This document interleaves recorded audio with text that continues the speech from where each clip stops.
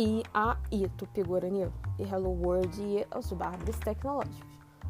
Aqui quem fala é Marília Silva e hoje nós iremos estudar estruturas de arquivos do sistema operacional de forma genérica, depois vamos afunilar aqui para o Windows, que é o nosso modelo.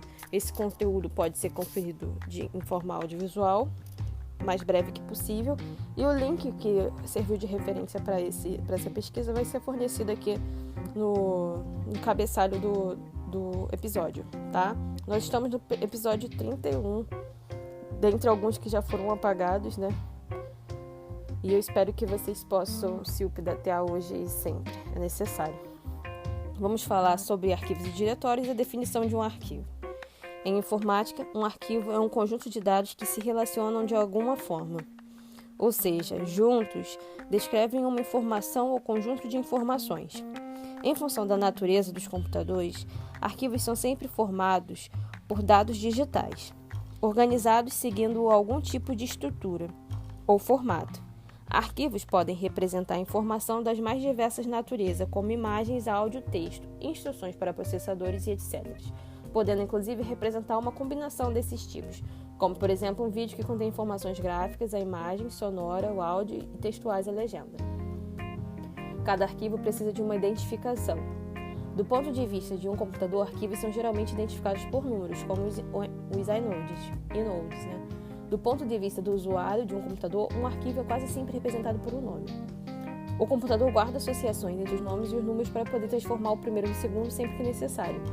E aqui me vem à mente uma estrutura como se fosse relacional, né? De forma que do primeiro plano de quem olha, de quem faz uso daquela ferramenta, as representações são de dada forma, né? Dada forma como? Pela tabela ASCII, etc. O computador funciona com mecanismos de tabela e de referenciamento, certo? Já do ponto de vista da máquina, os sinais digitais eles são convertidos de outra forma, né? Ou seja, a representação de tudo que a gente faz está associado com um ID que vai ser referência nos nodes, que serão os nós. Mas isso tudo eu aponto como uma referência futura para algo que eu ainda não sei o que vai ser, ok? Cada arquivo precisa de uma identificação. Do ponto de vista de um computador, arquivos são geralmente identificados por números. A gente viu isso, né? Como um sistema computacional costuma lidar com milhares de arquivos, é comum que vários arquivos sejam agrupados em conjuntos maiores, seguindo alguma organização que facilite a recuperação de arquivos por parte dos usuários. Definição de diretório. Um diretório é uma subdivisão lógica de um sistema de arquivos, que permite o agrupamento de arquivos que se relacionam de alguma forma. Diretórios são frequentemente chamados de pasta em função de uma analogia presente nos sistemas Windows, que mais recentemente foi adotada por diversos outros sistemas. A divisão proporcionada por um diretório é lógica, no sentido que não existe necessariamente uma divisão física das informações relacionadas a um diretório. Alguns sistemas, como o Linux, permitem inclusive que um arquivo possa ser identificado por mais de um nome, que podem inclusive ser parte de diretórios diferentes no mesmo sistema de arquivos. Organização hierárquica de um sistema de arquivos. Um sistema computacional costuma lidar com milhares de arquivos.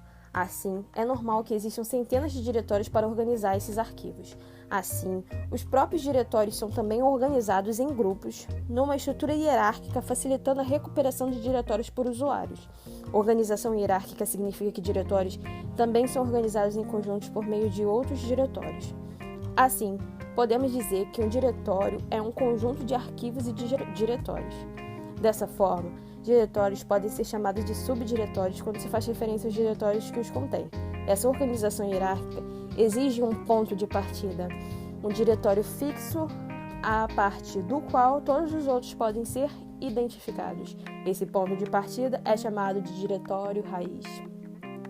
E é justamente desse encadeamento lógico que faz referência a um conjunto maior de elementos de mesma natureza que parte a estrutura da organização computacional. É importante salientar que essa estrutura, né, segundo a visão de quem fala, né, Marília Silva, essa estrutura é baseada na ideia de nós que formam os pontos de partida da árvore lógica, da árvore construtivista da organização do computador. Referências a arquivos. Voltando ao problema de identificação de arquivos por parte dos usuários, a organização hierárquica implica que os arquivos não serão necessariamente identificáveis por seus nomes, pura e simplesmente, mas sim por seus nomes combinados com os nomes dos diretórios que os contêm. Um sistema computacional pode ter vários arquivos chamados notas, cada qual num diretório diferente. Nomes completos. A combinação nome do arquivo mais nome dos diretórios que o contém é conhecida por nome completo. Então a gente está introduzindo novos conceitos aí no nosso vocabulário de informática, né? Que seriam esses conceitos de nomes completos que, na verdade, saindo aqui um pouco desse artigo promovido pelos professores de DCC, né? Provavelmente seja Ciência da Computação, da Universidade Federal de Lagoas, que eu acredito que seja, o FLA, vou buscar aqui agora, deixa eu ver, tá.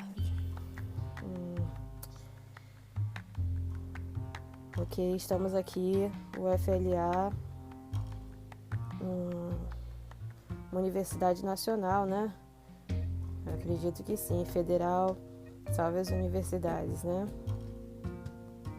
E a produção científica do conhecimento, Universidade Federal de Lavras, Minas Gerais, Alagoas, ai meu Deus, Universidade Federal de Lavras, galera, Instituto de Ensino Superior em Lavras, Minas Gerais, salve Minas. Salve pão de queijo, salve doce de leite, tudo que é de bom nesse Brasil, né? Terra de ouros, ouro negro, ouro mineiro. Agora nós voltemos aqui ao nosso escopo, de certa forma, um outro diretório, né? Quando a gente abre uma aba, isso ocupa na tabela de armazenamento da memória principal um espaço de processamento que deve ser encerrado assim que você acaba de utilizar. Ou seja, Maliarte passa uma dica para as demais pessoas. Feche suas abas que não estão em processamento. Ok? Isso vai acrescentar mais performance, mais desempenho aí para sua máquina, tá certo?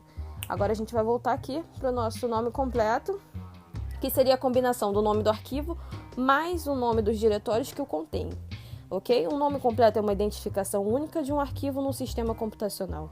É somente através de nomes completos que os arquivos podem ser identificados.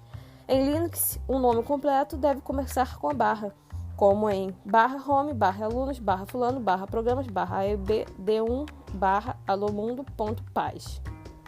A barra inicial identifica o diretório raiz. Em Windows, os sistemas e arquivos contêm um outro tipo de subdivisão, os drivers. Cada drive contém um diretório raiz, que contém subdiretórios e arquivos. Drivers são identificados por uma única letra seguida do sinal de 2 pontos. Assim, um exemplo de nome completo no Windows é algo como Z, _programas, /ed1, /alomundo.pes. Aqui, cabe enfatizar a utilização recorrente de um dígito, não um caractere, uma letra para representar a estrutura dos diretórios, dos drivers, né? Que a gente tem que associar isso de certa forma. O nome completo é dado quando você coloca essa estrutura raiz, portanto, e até chegar ao caminho, né, do seu arquivo atual. Nomes relativos. Nomes completos têm a desvantagem de ser, em geral, muito grandes, dificultando a identificação por parte dos usuários. Para amenizar esse problema, os programas do computador permitem que a parte inicial de um nome seja omitida em favor de alguma referência. Separadores, barra e contrabarra. Na seção anterior, podemos notar que os nomes dos arquivos e diretórios, combinados por caracteres especiais no sentido de que não devem e, em geral, simplesmente não podem ser usados em nomes comuns, pois têm a função de combinar nomes de arquivos e diretórios para formar nomes completos. Seria aqui uma concatenação, né? Seriam esses caracteres utilizados para concatenar, como, por exemplo, numa URL que você tem vários tipos de caracteres especiais que estão ali localizando direto o caminho aí do dado. Esses caracteres especiais podem ser entendidos como separadores que identificam as várias partes de um nome completo. Podemos notar que o Windows usa barra invertida, enquanto que o Linux e a maioria dos outros sistemas operacionais usam o caractere barra como separador. Aí tendo um toque de singularidade, né? Pelo contrário, isso devia ser padronizado que nem o I3E ou IEEE e E754 que padronizou aí o ponto flutuante para os processadores de construção aí computacional. Haveria haver um padrão, né, de identificação do caminho, da pasta, raiz e etc. Ok.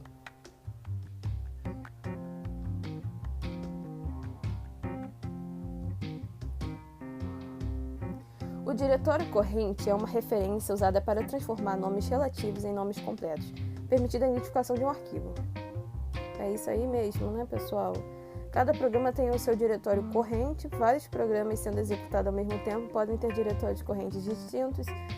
Quando a parte inicial de um nome é omitida, nome relativo, o programa que deseja recuperar o arquivo em questão adiciona o diretório corrente ao nome. Dessa forma, o arquivo /home, /alunos, /fulano, /programa, /ed1, /alumundo.pes pode ser identificado, por exemplo, pelo nome programas /ad1, /alomundo.pes.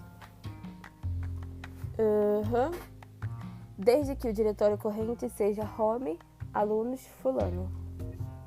Se o diretório corrente for outro, o nome relativo programas /ed1, /alomundo pode identificar um outro arquivo, talvez o /home, /alunos, /beltrano, /programas, /ed, /alomundo.pes ou pode identificar nenhum. Isso vai ficar mais claro para você visualizar, viu? Fica a dica aí e o link vai ser fornecido, como já dito anteriormente. A predominância dos programas com interface gráfica faz com que o usuário fique burro. Opinião própria. Faz com que hoje em dia, nomes de arquivos sejam frequentemente definidos através de cliques no mouse.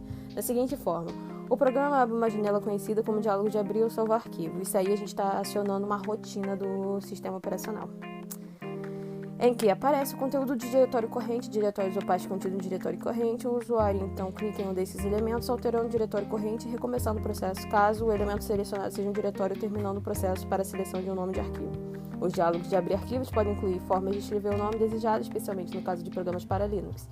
O nome pode ser escrito de forma completa ou de forma relativa ao diretório corrente que é apresentado pela janela. Escrever um nome relativo em oposição a clicar vários elementos pode ser uma forma mais eficiente de identificar um arquivo. Aprenda a usar esse recurso. No caso do Windows, o uso de drives cria a necessidade do conceito do drive corrente, análogo ao da diretório corrente. Path, caminho. Escreve-se P-A-T-H, para aqueles que não entenderam muito bem, que essa expressão é inglesa, né? O sistema de completar nomes de arquivos por meio de diretórios corrente não é muito eficiente para nomes de arquivos que são programas executáveis. Isso porque é comum que na organização hierárquica de um sistema de arquivos, os arquivos que contêm programas executáveis fiquem separados dos arquivos que contêm dados a serem usados por esses programas. Os nomes de arquivos que são programas executáveis podem ser completados. O nome de arquivo que são programas executáveis podem ser completados de uma outra forma, o path. Path, caminho, é uma lista de diretórios usada para completar nomes de programas. O path, ao contrário do diretório corrente, é uma configuração do computador, não necessita ser alterada constantemente. Os programas do seu computador não são alterados toda hora e, a não ser que seja alterado durante uma sessão de uso do computador, é igual para todos os programas. No Linux, existem restrições ao uso do diretório corrente para completar nomes de programas executáveis. Isso porque usar o diretório corrente cria problemas de segurança, ajuda a enganar um usuário fazendo com que ele execute um programa achando que está executando outro. O diretório corrente é usado para completar somente nomes que comecem pela identificação de diretórios. Vamos supor que você acabou de criar um programa executável chamado somador, ou mais precisamente /home, /alunos, /fulano, /programas, /aed1, /somador. Ponto alguma coisa que não tem. Se você mandar executar o arquivo somador, tendo como diretório corrente o diretório home alunos, fulano, programas AED, o arquivo não será executado. A restrição de segurança impede que o nome seja completado. Porém, se você mandar executar o arquivo aed1/somador, que é um nome relativo começando com diretório, tendo como diretório corrente o diretório home alunos, fulano, programas, o arquivo será executado. Em geral, a configuração do path no computador só é necessária durante a instalação de um programa. Se você encontrar um computador da UFLA em que o path está mal configurado, dificilmente a execução dos programas instalados solicite correção para o pessoal responsável. Nomes especiais. Existem dois nomes especiais no sentido que seu uso é reservado. de diretórios. O diretórios representado por ponto é sempre uma referência ao diretório corrente. O diretório com 2 pontos, ponto e ponto, é sempre uma referência ao diretório imediatamente superior na hierarquia de diretórios ou diretório corrente. Aí, pra galera que gosta do terminal, né, do prompt, CMD, galera que vem do DOS, aí, pessoal cascudo pescadores, dinossauros da máquina, eles mexem, né, nesse sistema sem clique, sem interface clicável, que eu acho maravilhosa. Ok. Esses nomes especiais são úteis em diversas ocasiões. Por exemplo, para contornar restrição de segurança, não completar nomes de programas com diretório corrente, a não ser que o nome comece por um diretório do Linux. Mandar executar /somador ao invés de somador . Para contornar a questão do nome padrão em ligações HTML. Parênteses, /, ao invés de index.html. Os sistemas da família Unix têm um outro nome especial muito útil. É o TIL, que é aquele símbolo gráfico de ondinha, né? Ele é uma referência ao diretório RUM. O diretório RUM é um diretório num sistema de arquivos que serve para uso pessoal de um determinado usuário. Extensões de nomes. Nomes de arquivos são sequências de caracteres que identificam o arquivo, mas lembre-se que alguns caracteres são especiais. No sistema operacional MS-DOS, Microsoft, nomes de arquivos eram limitados a 8 caracteres mais uma extensão de 3 caracteres. 8 caracteres são, na verdade, 1 byte, né? Provavelmente, muito provavelmente. Se a gente está estudando maneiro, está sabendo. Se você que já sabe, pode comentar também qual é o certo, mas acredito que seja isso mesmo. No sistema operacional do MS-DOS, nomes de arquivos eram limitados a 8 caracteres mais uma extensão de 3 caracteres. O ponto era o caractere especial que separava o nome propriamente dito da extensão. A extensão era usada para identificar o tipo de arquivo, ou seja, a organização dos dados no arquivo. Assim, o arquivo aed1.txt era um arquivo chamado aed1, cujas informações estavam organizadas de forma de texto puro. Hoje em dia, essa limitação não existe mais nos sistemas da Microsoft, porém, todas as variantes do Windows ainda procuram manter o conceito de extensão de nome. Hoje, a extensão não é limitada a 3 caracteres e o ponto não é mais um caractere especial, o que gera alguns problemas. Em outros sistemas operacionais, como é o caso do Linux, o ponto nunca teve significado especial e as extensões de nomes não são incentivadas, apesar de serem quase sempre usadas. Ao usar alternadamente os 2 sistemas operacionais, é bom ter em mente as seguintes questões. 1. As extensões de nomes não determinam o tipo de arquivo, apenas sugerem. Um arquivo que termina com .jpg pode ser um arquivo executável. Nossa, essa vai ficar anotada aqui, hein? Existe uma convenção em Linux de que arquivos cujo nome começa com ponto são arquivos ocultos, geralmente arquivos de configuração que os programas preferem manter longe da vista dos usuários. Abra-se, revela-se, cadabra-se. Ocultismo computacional, não. Hashtag ou tralha, ID, como você queira chamar, maliarte, entretenimento integrativo digital. Existe uma convenção no Windows de que extensões conhecidas são escondidas do usuário. A intenção é evitar que o usuário as altere, o que traria erros para os programas que determinam o tipo de arquivo pela extensão do seu nome, como os do Windows. Essa política traz muito mais problemas para os usuários que entendem de informática do que traz vantagens. Aprenda a configurar o Windows Explorer para que ele não esconda as extensões. Muito bom, hein? Fica a dica aí, galera. Recomendações para nomes de arquivos. Para evitar problemas com nomes de arquivos é recomendável não usar espaço nos nomes de arquivos ou diretórios. Espaços são separadores, por isso um nome com espaço é frequentemente interpretado com vários nomes.